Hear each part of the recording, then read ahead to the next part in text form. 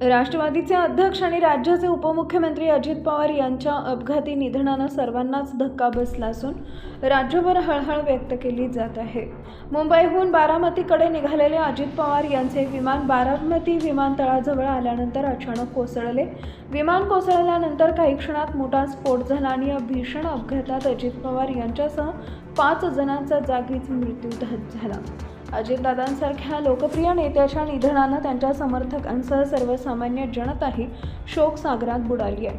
अशातच त्यांच्या विमान अपघातावरून वकील नितीन सातपुते यांनी गंभीर शंका उपस्थित केली आहे।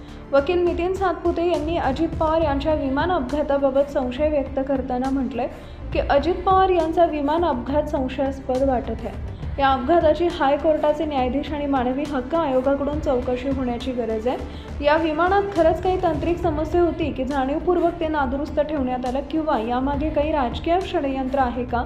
या सगळ्या बाबतीत CBI कडून चौकशी व्हायला हवी अशी मागणी वकील सातपुते यांनी केली आहे।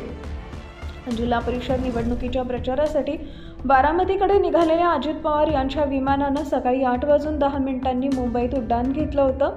हे विमान 40 मिनिटात बारामतीतील विमानतळाच्या जवळ आलं, परंतु विमान लँड करत असताना अखेरच्या क्षणी मोठा अनर्थ घडला।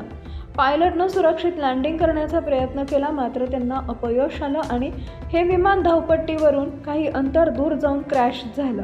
या विमान अपघातानंतर प्रत्यक्षदर्शींनी धक्कादायक माहिती दिली आहे। पहिल्यांदा विमान वरून गेलं, त्यानंतर गावातून खालून विमान येत होतं आणि नंतर विमान फिरलं।